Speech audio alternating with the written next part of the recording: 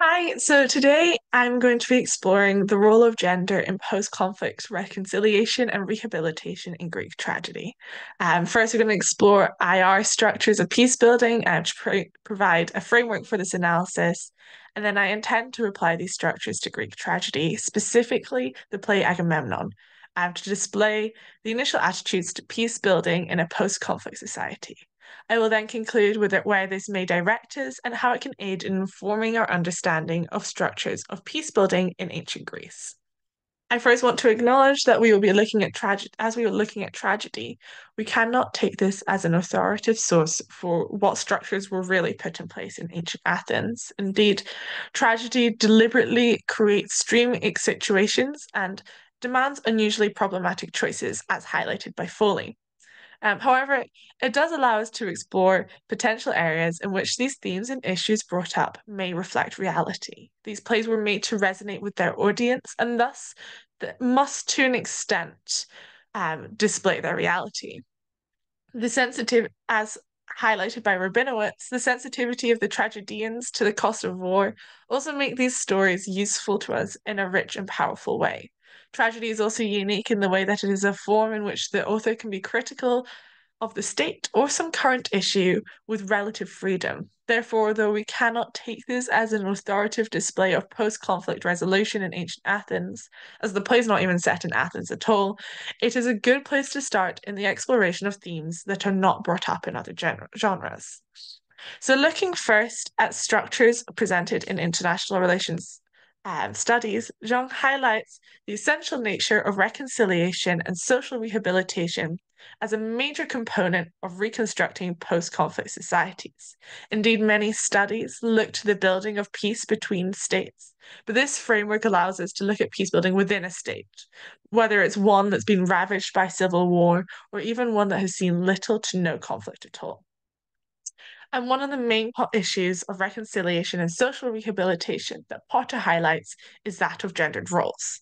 She highlights how conflict can alter those gendered roles, exposing how the post-conflict period can bring up a complex time in which society, including women themselves, tries to adapt women's newfound identities and roles, or more commonly, tries to put women back into their pre-conflict gendered roles. Indeed, it is important to recognize that soldiers and combatants on their return do not return to the same home they left. Regardless of whether their home has seen active warfare, their absence alone will have impacted social dynamics and roles. Greek society had very firm boundaries regarding gendered roles, and many Greek plays that explore conflict resolution display the blurring of these lines, such as we can see in Lysistrata and, of course, in Agamemnon. The fact that we can see these themes across multiple authors displays that this was at least a form of hilarity or scorn to the audience, and at most a common issue faced by post-war Athenian culture. So, when we apply the awareness of this dilemma to our analysis of Greek tragedy, we can see that they were not unaware of the impact that war had on women. It can't be said that they have the same sympathies or anger as the modern audience when exploring these themes in narrative, but they do exist. As stated by Rabinowitz, we're able to see that women are not just collateral damage, but as non-combatants, they are part of the war effort. The Oresteia, or more specifically Agamemnon, allows us to explore these themes of reconciliation and social rehabilitation, especially in regard to the issue of either a return to or adaptation of previous gendered roles. As a woman who has stepped into the masculine role for the last 10 years, both politically and morally, in taking the head of becoming a head of state and also taking a lover, which is traditionally a masculine and only allowed masculine role, Clytemnestra clearly displays these themes. So we're looking at the two factors of reconciliation and rehabilitation to explore these themes, and we'll be looking more at the gaps of the structures and how Clytemnestra's interactions with that shows us. So the Oresteia, sorry, ultimately displays a failure to address the process of reconciliation and social rehabilitation in the early stages of peace building. Just a wee spoiler alert, this is not a story of a happy reunion of a husband and wife, but rather ends with the murder of Agamemnon and Cassandra, who's his concubine, by the Clytemnestra's hand. From that brief overview, we can see that this is a play not created as an exemplar for reconciliation. So, looking at reconciliation as highlighted by Leroux, Clytemnestra's grief takes the form of murder. The murder of Agamemnon displays that the structures of justice, which are essential to reconciliation, are lacking. The concepts of justice and forgiveness are not addressed, not even explicitly by Clytemnestra until after the murder. Indeed, we can see the narrative that the return of Agamemnon is not one that will be followed by a tribunal for his war crimes. The murder of his daughter Iphigenia on the way to the Trojan War is Clytemnestra's primary motivation for murder, and so that is her motivation for justice, and the reason for her, yeah, the murder. We can see that this is a meditated plan of Clytemnestra, and displaying that it wasn't some rogue form of vigilante justice that doesn't believe in state justice, but rather displays a lack of any system at all. All attempts at reconciliation throughout the play are made by Clytemnestra, regardless of whether they're done of deceptive motivations. There is no aid from beyond the oikos. In regard to social rehabilitation, which is the issue more clearly highlighted by Potter in her analysis of gender roles, we can see that there is an unwillingness on behalf of Clytemnestra to return to pre-war dynamics. Agamemnon is not the only character to be traumatized and maddened. And with the return of new and old power dynamics, more tensions are created beyond that of Clytemnestra's grief. Clytemnestra goes from being head of state to being the wife of the head of state. Um, and in addition to this, with the addition of a concubine, so her power is even more different. And this is surely a change to bring more tension. Um, we see at the start of the play the chorus show respect to Clytemnestra out of her power.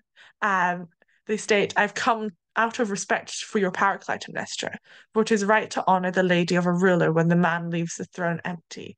So Clytemnestra's power is only there because Agamemnon is gone. And thus, with the removal of Agamemnon, Clytemnestra is able to keep the power that she's held for the last 10 years.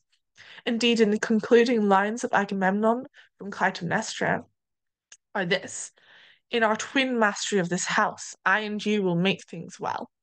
So the power isn't even going from Agamemnon to Clytemnestra's lover, who's Agamemnon's brother, after his death, but rather to both members of the couple. Clytemnestra is unwilling to return to her previous state, and that is removed from having any part of the state. So this very fast overview allows of the role of women in tragedy allows us to explore this post-conflict resolution. It displays the effect of war on the home front and the gap in structures of social rehabilitation and reconciliation. It also displays that they have the failure to have or to fulfill frameworks of reconciliation and rehabilitation, such as systems of justice. And it displays potential tensions that may be occurring in Athenian culture. Um, and it displays that peace does not necessarily mean ultimate peace. This is, yeah, Johann Skolton, negative and positive peace. A return from war does not necessarily mean a return to peace. But it is important to acknowledge that although this is a tragedy, it does and does not accurate display the political structures. It may indicate attitudes and problems faced by the Athenian audience. Um, and so, how does this shape our future directions? Although we cannot immediately transfer these issues that are highlighted in the tragedy, we can use them as a framework to help us understand ancient habits of peacemaking within their own society post-conflict. It raises questions such as what frameworks and or habits of post-conflict reconciliation are there in reality? This may allow us to explore more deeply the state-run funerals for the war dead, or to what extent are these practices done for the purpose of providing a channel for one's grief? And was grief viewed as dangerously as it's portrayed in tragedy? It also looks to gaps in historical narratives. Where can we see the female perspective through these processes of peace building and responding to trauma? There are theories regarding tragedy and comedies as being a form of processing for returning soldiers, But what about their wives, mothers, and daughters who were left behind?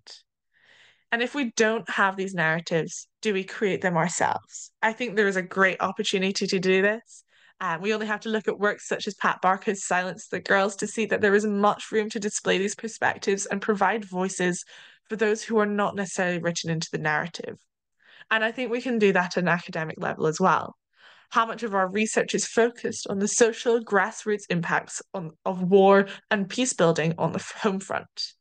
I don't have many, if any, answers to these questions, but I think that being able to study international relation concepts through ancient tragedy, we can raise questions which will aid our understanding of ancient habits of peacemaking in their own post-conflict society.